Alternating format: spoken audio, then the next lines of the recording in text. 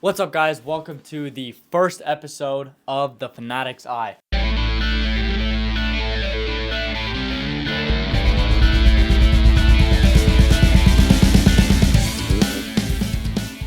So we just got done with week 12. Some big games, some pretty boring games, especially Monday Night Football. If you watched that one, it was just terrible. The Bears ended up becoming the first team this year to win a game without scoring a touchdown. So they beat the Vikings 12-10, and Josh Dobbs threw 4 interceptions, and it was really the first game that he's looked bad since he's been with the Vikings. So that definitely was not a fun game to watch. But there were definitely some super exciting games, and the first one is the Eagles-Bills game. That probably will end up as the game of the year when you think about it. Two of the best teams in the NFL. I know the record doesn't really show for the Bills, but roster-wise, you have Josh Allen and Stephon Diggs on that team. A pretty solid defense, even though it's hurt with Von Miller. Doesn't seem like he's totally healthy. Micah Hyde's out for the year. And their Pro Bowl linebacker... Oh, what's his name? Shoot. He's the guy that gave Tua a concussion the first time last year. I don't remember his name. But anyways, they've got 2 guys that are out for the season and a few guys that just don't look like they're fully healthy. Jordan Poyer wasn't here for the full season. He just got back recently. But they hung in with the Eagles. And from that game last night, it proved to me that the Bills could hang in with anybody. In my opinion, the Eagles are the best team in the league. If you can hang in with the Eagles and take them to overtime, you're one of the better teams in the league. Okay, and until they really show me they can, be more consistent, I'm not gonna say they're gonna be a Super Bowl contending team, but with the roster they have, they're capable of it.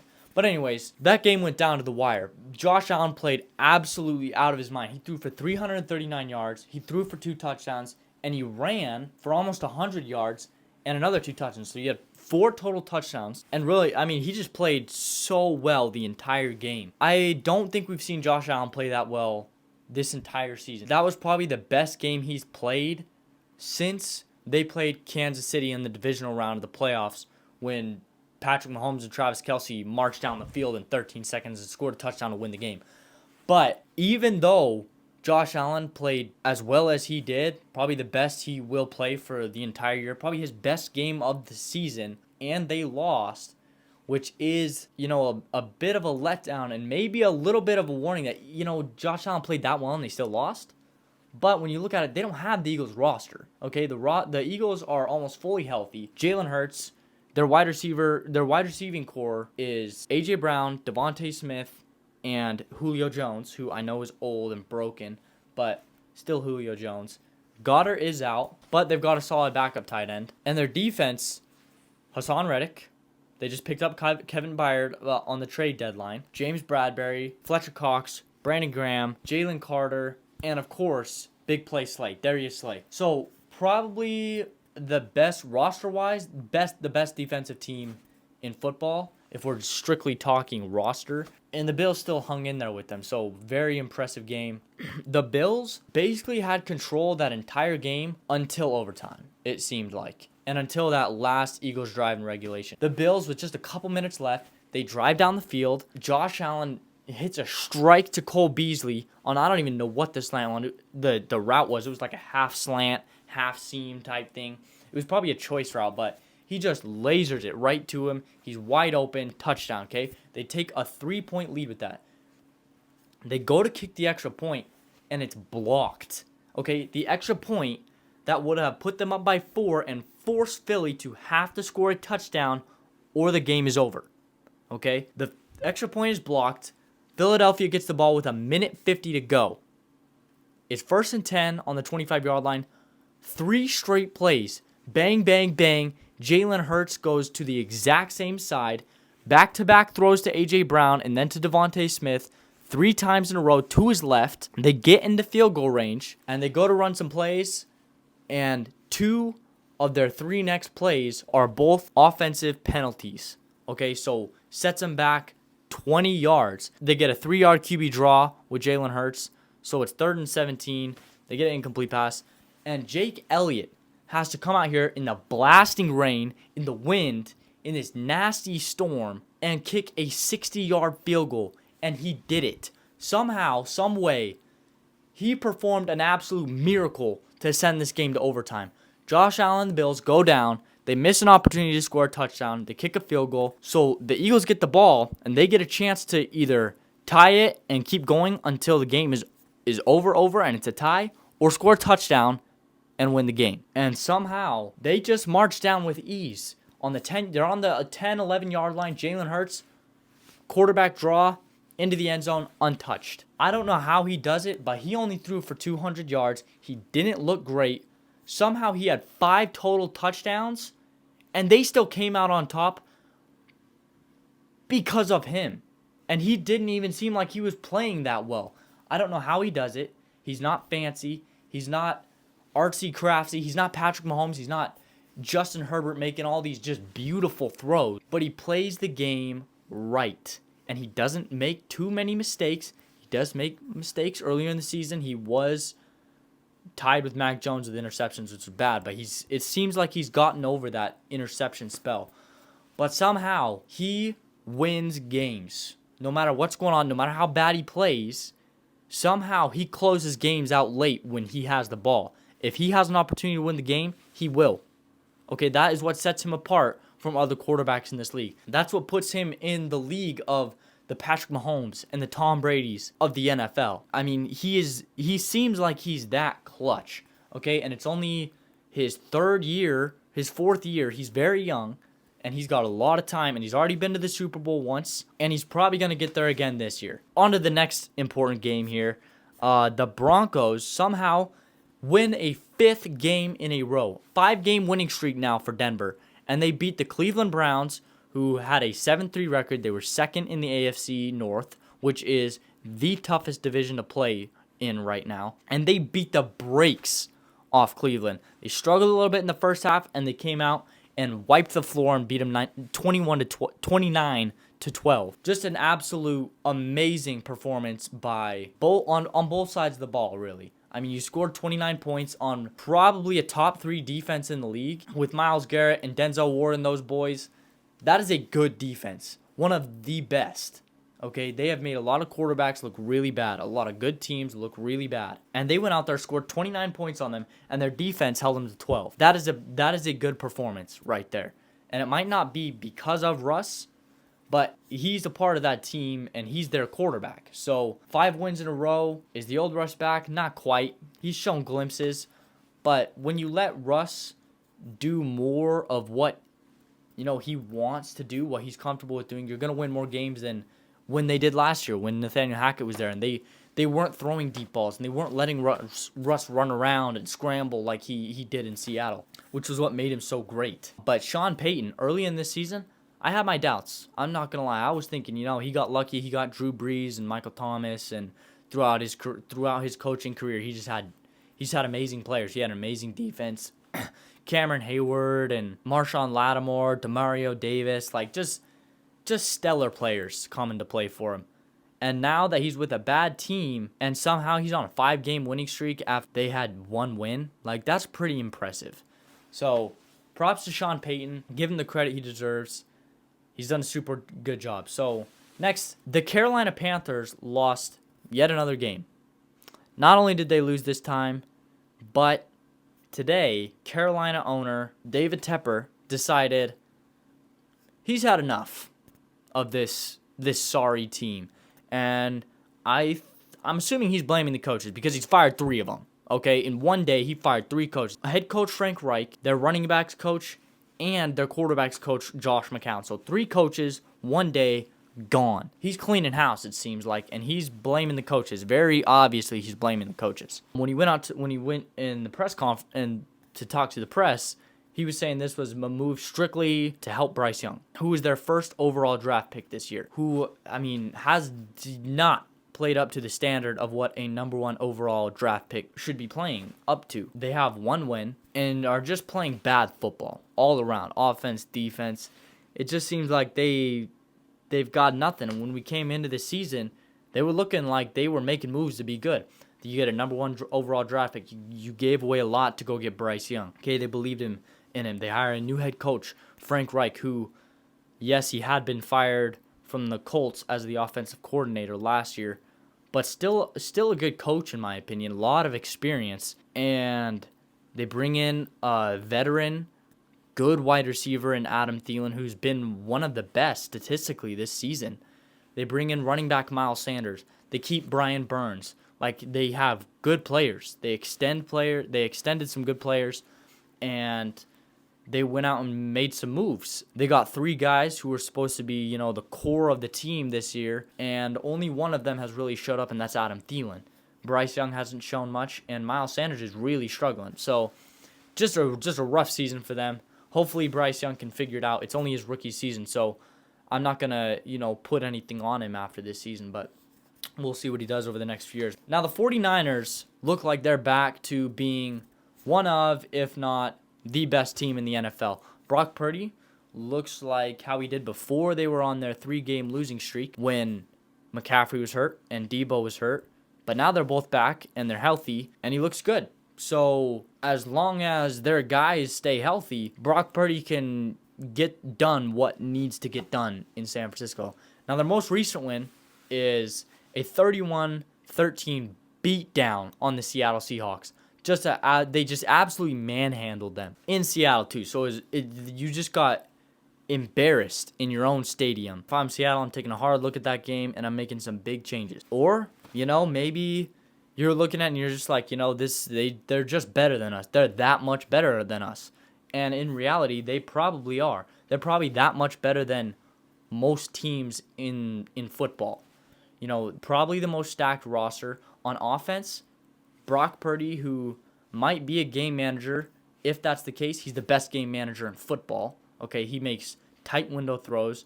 He's clutch when he needs to be, and he's poised in the pocket. He's calm. He doesn't stress out and leave the pocket too soon. Christian McCaffrey, Debo Samuel, 2 of the best Swiss Army knives in the NFL. They can do everything. They can run, they can catch, they can throw. Okay? George Kittle, top 3 tight end in the league. Trent Williams is your left tackle. And you got Brandon Ayuk as your wide receiver too. That is a very, very good offense.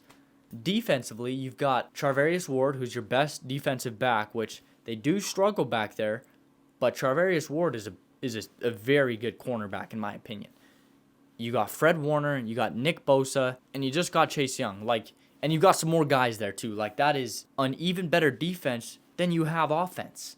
And your offense probably has the most stacked roster in football besides maybe the Eagles. Jalen Hurts, A.J. Brown, Devontae Smith, Dallas Goedert, DeAndre Swift. That's pretty good. They might have a better offensive roster, but they're neck and neck right there. And defensively, I don't think it's close. The 49ers have everyone beat defensively. Roster-wise, play-wise, I think they're the best defense in football. So I think they're looking how they did before their little slump there when 2 of their best guys went down. With that said, though, I don't think we can sit here and put Brock Purdy on this MVP pedestal because he's not even the most valuable player on their team. I don't want to get too much into it because that's a whole other video. That's a whole other topic for a whole nother time. So we'll get into that another time. But now it's time to talk about the Dallas Cowboys. And now that they've got all these wins racked up against bad teams, but they're just absolutely demolishing them. They just came off a 45-10 win against the Commanders. It was close for most of the game, even up to halfway through all the way through the third quarter. It's 20-10, and somehow 25 points get scored out of nowhere by the Dallas Cowboys. So the question we have to ask ourselves is, are they really as good of a team as people are making them out to be? Now that they've got all these wins, people are crawling out of their holes and, this is the best team in football? Is it, are they going to win the Super Bowl? Are they better than the Eagles and the Niners and the Chiefs?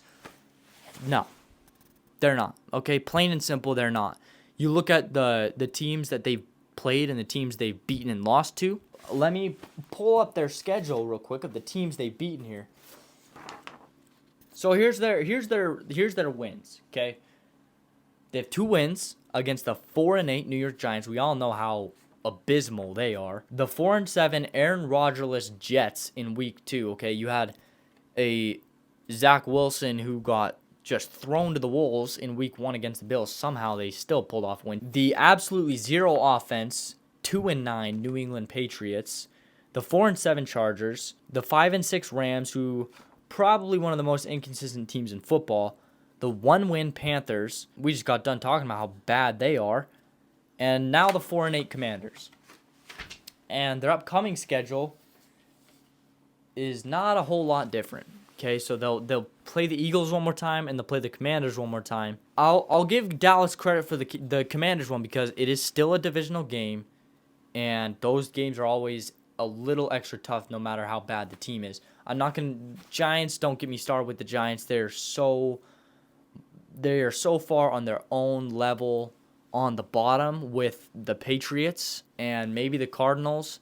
Like, they shouldn't even be in the NFL is how they're playing. But when you look at those teams, those are the teams they've beaten. Not a single one of those teams has over 5 wins. That means every single one of those teams has a record below 500. Nobody has a winning record that they've beat. The 3 teams they've lost to are the Arizona Cardinals, the 2-win Arizona Cardinals, okay? You lost to them, and when you played them, it was week 3, and their best player was Josh Dobbs, okay? Not good.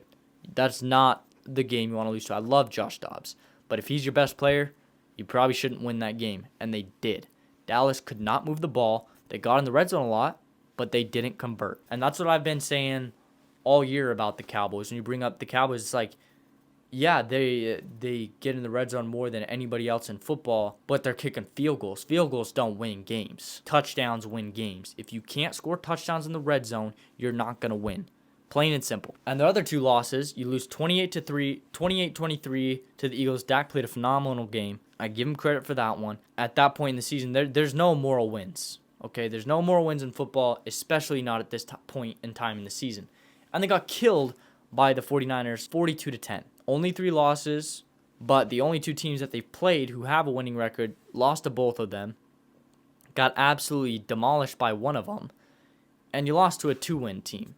So maybe just a bad luck. It was week 3. That was the week Trayvon Diggs went down. He went down the week before. If you're going to win a playoff game, you have to beat a team who's over 500. You have to beat a 10-win team.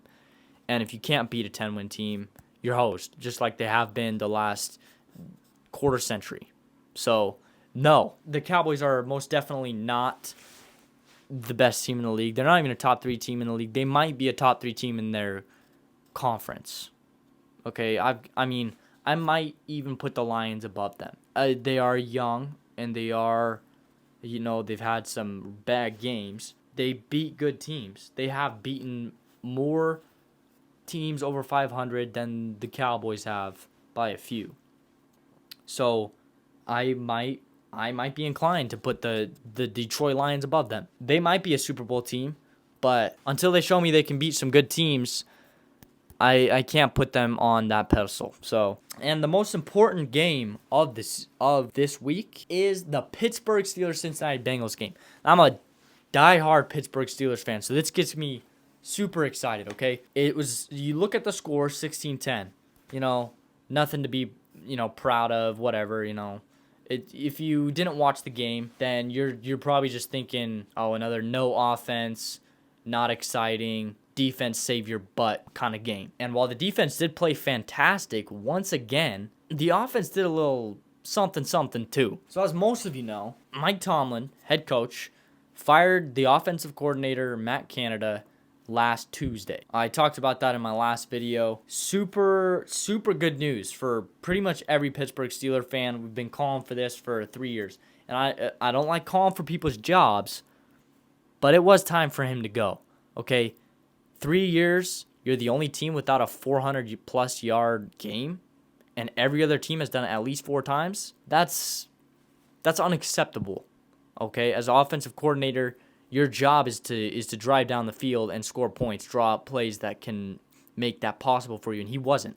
So if you're not going to do your job, you don't deserve the job. Fired Matt Canada, and they take their running back and quarterbacks coach and kind of give them an offensive coordinator joint job. Mike Sullivan being the quarterbacks coach, who is reportedly the play caller and the running backs coach, who is the official. He's the one who is given the name offensive coordinator, but he's not calling the plays. Mike Sullivan is the quarterbacks coach for Pittsburgh. So keeping it close to Kenny, which I think was smart. And for the first time in 3 years since we hired Matt Canada, the Pittsburgh Steelers had a 400-plus yard game. Okay, 421 yards to be exact. I don't think it's a coincidence that the game Matt Canada's gone, we did something he never did. Okay, right from the get-go, Kenny Pickett's taking shots down the middle of the field. This whole season we've been saying, oh, Kenny doesn't see the middle of the field. Oh, he's scared to throw in the middle of the field. Oh, he's rolling out of the pocket too fast. We saw him more calm, step up in the pocket, and we saw him taking shots in the middle of the field early. He's taking deep drags and seams to Pat Freiermuth. It was incredible to watch. Okay, it was fun, and I have not seen that from Kenny Pickett since late last year. So it's pretty exciting to see. And with how well Sullivan did call in the plays, if he continues to be doing this, I can imagine he'll keep the job. A great game for Pittsburgh and a huge feat. They finally got over that 400-yard hump. I'm super excited to see what's going to happen, because if Kenny Pickett continues to play as well as he did yesterday, then I have no doubt he will be the franchise quarterback, and the Steelers will have no problem passing up on this prime quarterback draft class. Kenny Pickett yesterday broke the record for the most consecutive games without an interception in Pittsburgh Steelers franchise history, passing up Ben Roethlisberger. So he hasn't been making bad decisions, because he's not turning the ball over. He's been taking care of the ball, and now he's moving the ball down the field. Now he's not just a game manager, hoping the defense can make a stop and give him short field position, but now he can take it from their own 25 and go down and score. Now the game should have been more like 24-3 or 24-7. If you were watching that game, Kenny Pickett throws a dime of a pass in the end zone to Deontay Johnson. He gets both feet down. He takes at least 3 steps, which is how many steps it takes as long as you have the football in your possession and you're not fumbling it. It takes 3 steps for them to consider it a full possession. So it's a complete pass, and he's got his feet in very clearly. It wasn't even debatable whether his feet were in either. But what they were calling for was a fumble. They called it a fumble. He catches the ball, gets all 3 feet down in the end zone, which if you get 2 feet down and then you fumble it, but you had possession, it's a touchdown. There's no that's the rule. I mean, I don't know how you can call a fumble in the end zone if he's caught it, got the touchdown, and then fumble, and that's that. Ridiculous. But on the very next play, so they don't get the touchdown, very next play, Jaylen Warren runs it up the left and fumble. Cincinnati returns it for 30-plus yards, and they go down on that drive and score a touchdown. So just pathetic reffing at that moment. And the refs have been all bad all season. They weren't like super awful besides that one play yesterday. But yeah, they've been frustrating all season. But yeah, so for me as a Steelers fan, that was huge to watch them get 400-plus yards. They should have had 24 points, but I'm not going to sit here and say should have. They didn't, so it's too bad. But 24 potential points. They won the game, and now we're sitting in second place, just 2 games behind the Baltimore Ravens in the AFC North. So super pumped to see what's going on. Thanks for sticking around and watching the recap of this week's NFL weekend. This is the Fanatic's Eye, and we'll see you on the next video. Peace out.